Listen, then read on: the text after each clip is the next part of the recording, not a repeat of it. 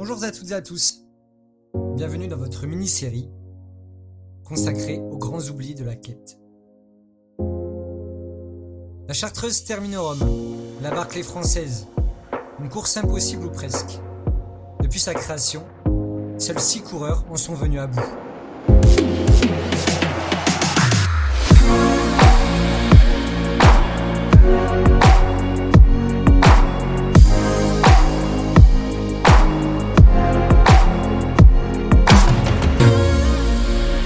Durant 4 ans, j'ai suivi 9 postulants, jusqu'à raconter leurs histoires. Au détour des sentiers, j'ai croisé nombre de passionnés, d'animateurs de la course, discrets, secrets, sans toujours prendre le temps de partager leur chemin. Choisir, c'est renoncer, mais il n'est jamais trop tard pour bien faire.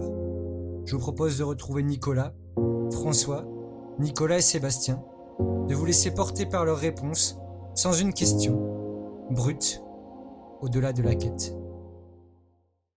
My name is Gary Cantrell, and I am a race director from the southern part of the U.S.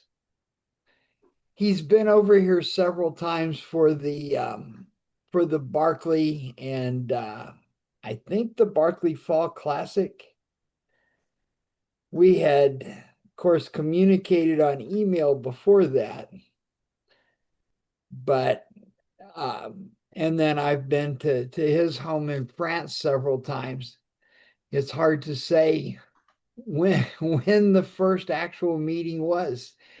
He's really a very, very impressive and an accomplished runner, athlete, and then also outside of the world of athletics. I think that he started Raid Light, and I've been there to their plant in Chartreuse. Well, I guess there's been several people in different parts of the world that have set out to build a race that's kind of after the model from Barkley. But when we talked about it, it's like you can't create the same race because that the Barkley is so dependent. Its structure is kind of determined by the physical place that it's at.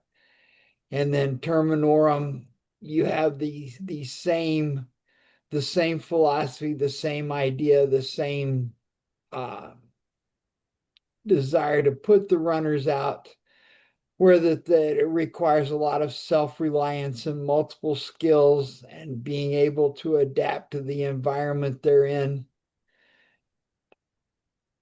And as we talked, I knew Benoit was the perfect person to develop a race that has the same underlying principle, but is unique because of the unique place that it is located.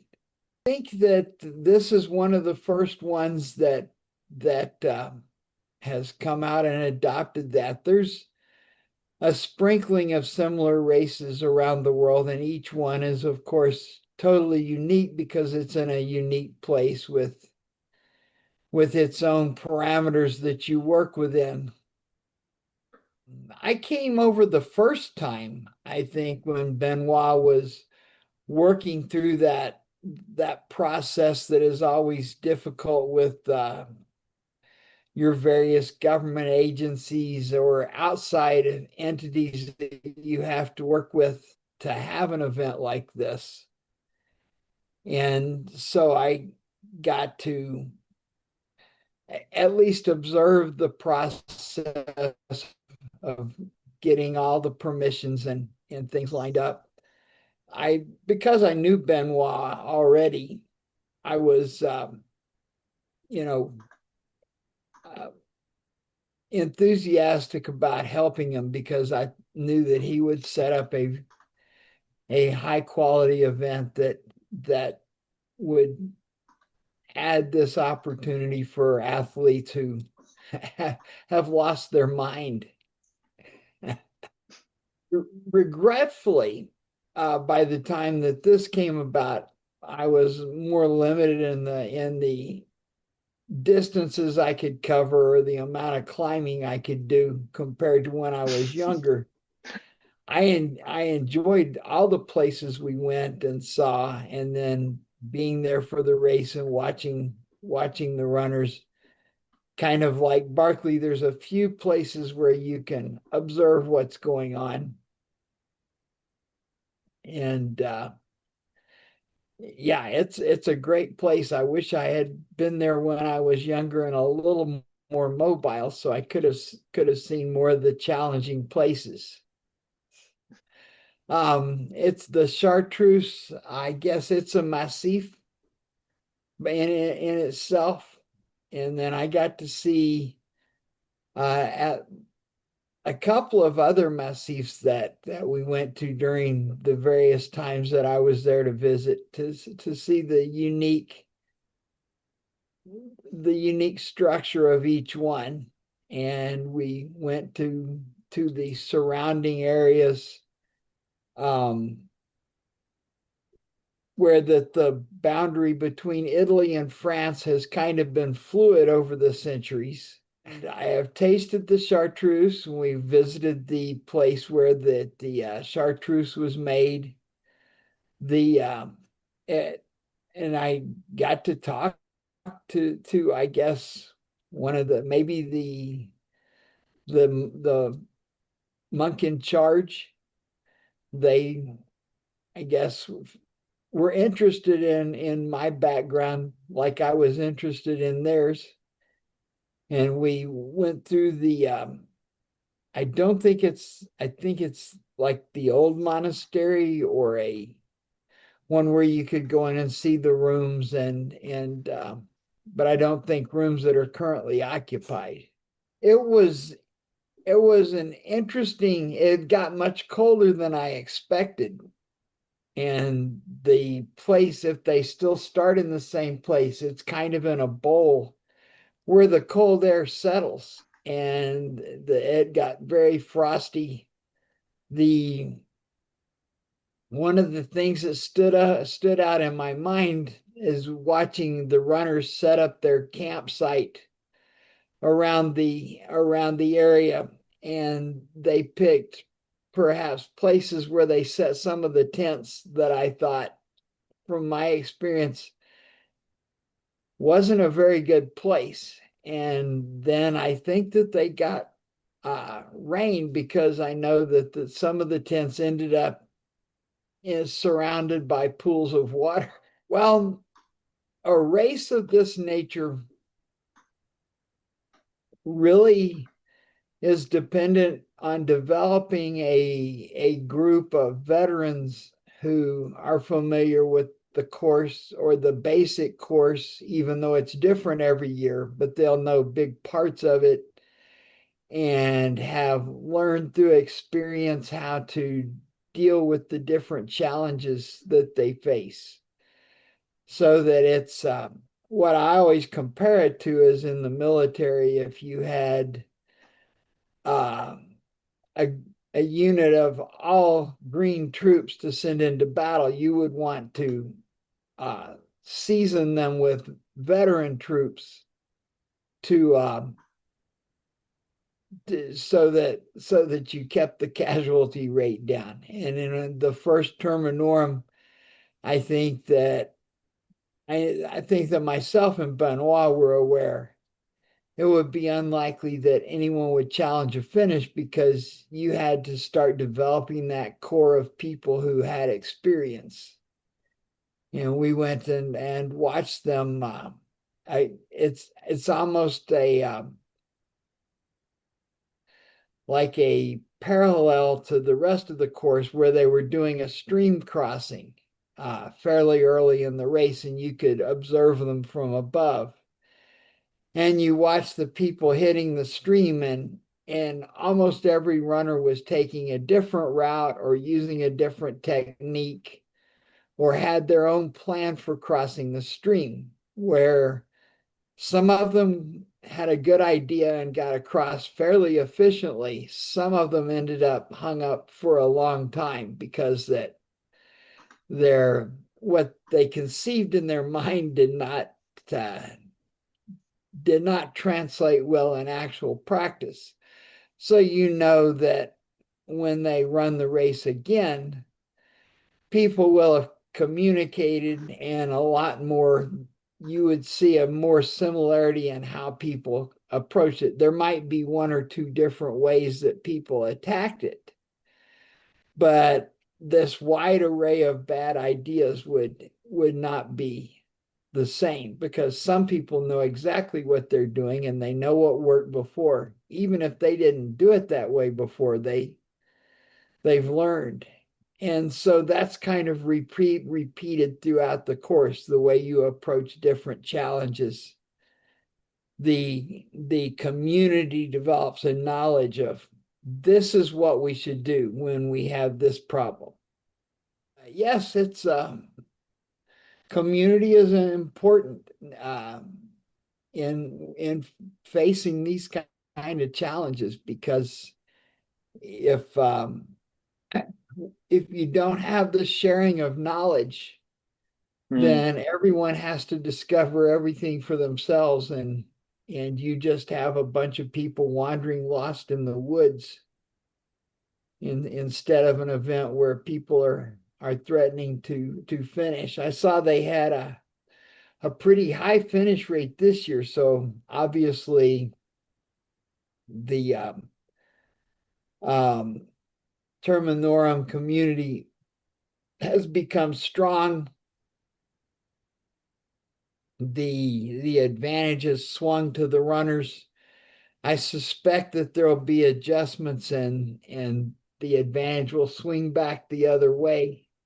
I think I was more of a wall to bounce ideas off of, because the Chartreuse Massif is their home and they know it much better than I do. But as an overall concept, you discuss the things they're doing.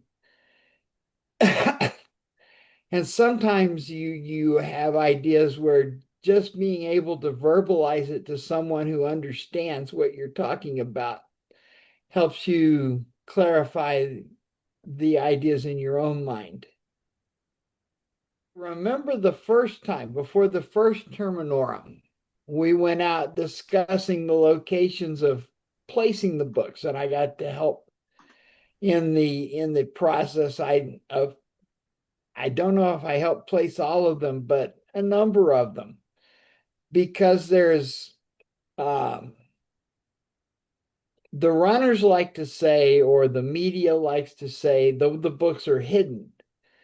But the objective of placing the books is not really to hide them. You have to put them out of sight where that someone just wandering by doesn't see them. You have to place them where the animals in Frozen Head, we have the wild pigs, and I'm sure that surely they also have them in Terminorum. To keep the books safe from moisture, we encase them in plastic bags. The thing is, what wild pigs know, one truth about plastic bags is plastic bags contain food. So if we put any of our books where that it's accessible to the wild pigs, they shred the book because they smell the plastic bag, and they, in the belief that there's certainly food in it, that they tear them to shreds. And then if someone wanders by that is familiar with the race, they may see the book and just not be a very good person and take it.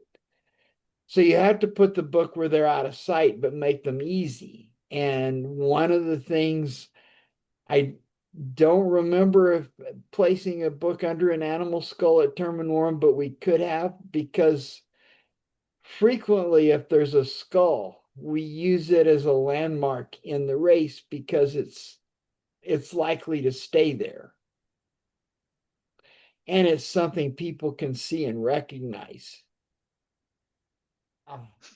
Yeah, if when we are selecting the runners for the Barkley, you get a list of credentials, but a lot of the things that runners put they don't have any meaning. But someone who has results in Chartreuse, then that gives you a very good idea that that they've done something of a similar nature.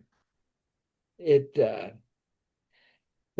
don't, because in the Barkley we don't select only elite runners.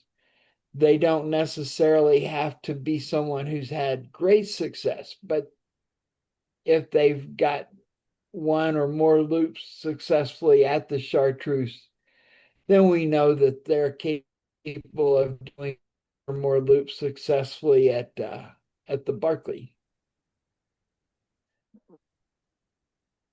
Jasmine's success did not lead to a influx of lots of women applicants. The number of women applying went down because now the idea of being the first is gone.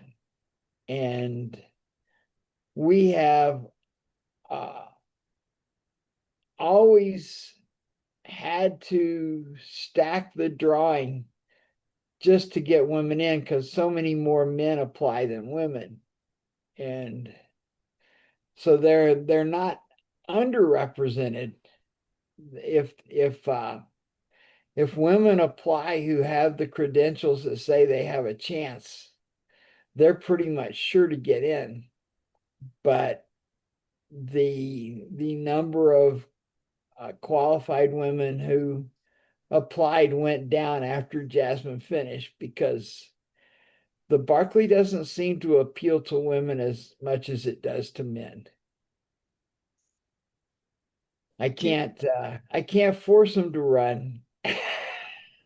I would always, of course, if someone asked me to describe it, I would lean towards the technical aspects, that it has some very large climbs, much longer climbs than the Barkley has, in terms, because you have a great deal more elevation change in there, that you would have more times that you were on clearer tracks.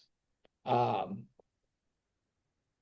footing is a lot similar in that it's a rocky and uneven surface. And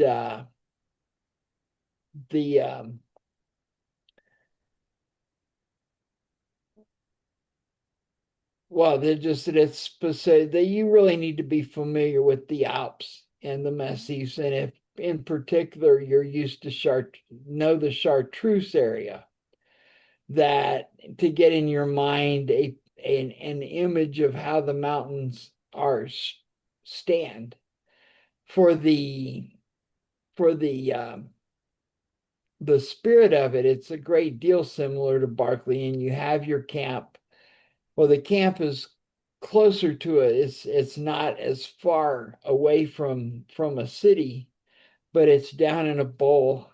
And I would always warn them, it's going to get really cold down there at night, because that is exactly what happened. And that, staying there for the duration, you don't have a guarantee that you're going to be running the whole time, but you kind of want to be there to see people come in on subsequent laps, even if you're not one of the runners still in action. So you need to be prepared to stay warm, and don't put your tent in a hole. But I bet that everyone that comes now, again, what we talked about, the knowledge that passes down from runners, the ones that woke up to find themselves sleeping in water probably have passed the word along. you look at the lay of the ground before you set up your camp and make sure you're not in a low spot. It's a surprise every time that but the French seem to have more than any other foreign country just a fascination with the Barkley. And finally they have the French hero Aurelian, who Sanchez, who completed the Barkley, but they're not piling up a big number of subsequent finishers. I think yeah, both races are stupid and pointless, but most of what we do in our life is stupid and pointless. I hope so, because it was really special. It's a little more difficult now because I have a race also in June that there's a danger of them overlapping in time. But yeah, I like to think that I will be back at Chartreuse. It was great fun to be there, and every time that the race is held and I'm not there, I feel sad that I am missing it. Although I would be very cold. The visits are always so much fun. There's the good food, and the time around Chartreuse is a fascinating place. It has kind of a home feel because I've been there several times, and it particularly stands out the market that they have each week with all the good food, and then being with Benoit's family is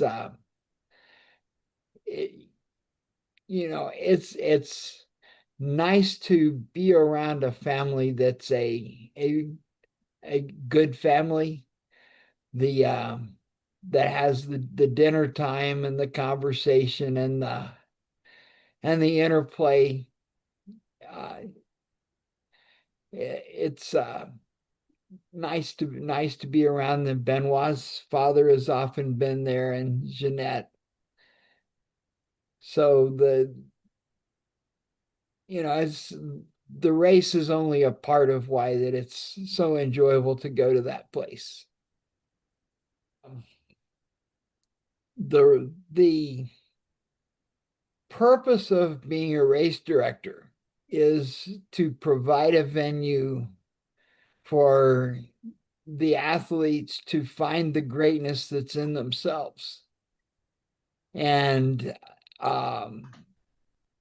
it's not really about the race director, it's about what the athletes accomplish. And it is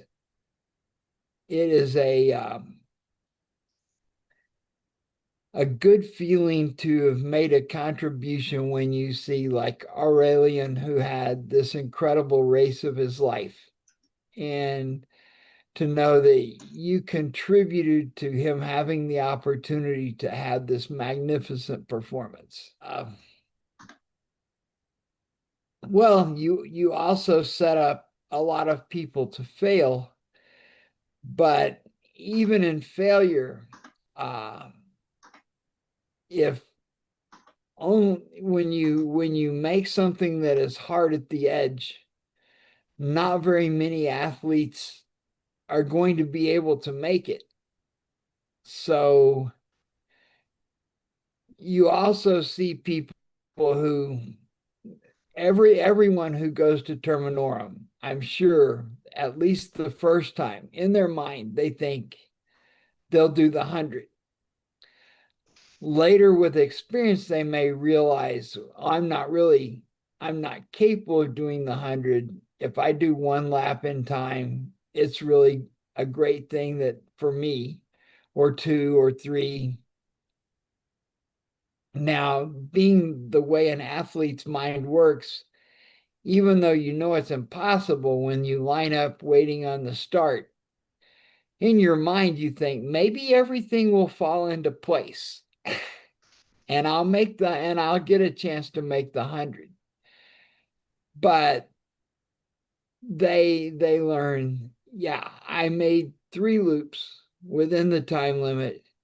I wasn't able to finish, but that 3 loops, with my level of ability or at my age, that was a great achievement. And I am happy with what I did. So it's a complex interplay of things. But when people reach the greatest level that they can do, and then do just a little more, it's a victory of a sort, even if it's not making it clear to the finish. The best is never an absolute thing. Everybody is not the same. The Long Walk, I think that's the one they just made the movie about. I remember when I read The Long Walk, of course, it's a kind of a book about a multi-day not running, but walking event that I thought the author got the relationship people develop in an event of that nature surprisingly close to how it really is. But it's still going to, by being continuous, it's not going to last as long as what they think. In all kinds of the multi-day races, there's up and down. You can't go continually the same pace speed because you'll get so stiff. You need to have variety for your muscles. So yeah, I read the book but I was mostly interested in how it compared to actual multi-day races. Yeah, but no, the backyard idea was in my head when I was in high school. Mm. And it always floated around there, but it wasn't until a long time later that I knew enough about human performance and how things work to come up with a set of rules that made a race that you could actually do. So it's built around the same pace because that's kind of a reasonable human pace, but it's set up intentionally not to be continuous. You have that chance to build in a rest period and then change the speed you go at so that everyone's not theoretically going the same speed. One of the failings in the Long Walk book is that they go 4 miles, the runners are all start and they stay close together. I want to send my best wishes to all the runners who will be in the Terminorum next June, because I understand this last year they had one of those years where everything worked out and people finished. And just like the Barkley is almost like a entity of itself, the Terminorum is becoming an entity of itself. And I suspect that the Terminorum may seek revenge. I appreciate you inviting me. I hope that I didn't have a lot of information, but hopefully it helps in your project and will enhance people's understanding and help inspire people who, as we say, belong at the Chartreuse or belong at Barkley, the people who belong there, that they'll be encouraged to have that dream in their mind. I better let you go here and move on down the road. Bye. Vous venez d'écouter Au-delà de la quête. J'espère que cela vous a plu. À bientôt sur les sentiers.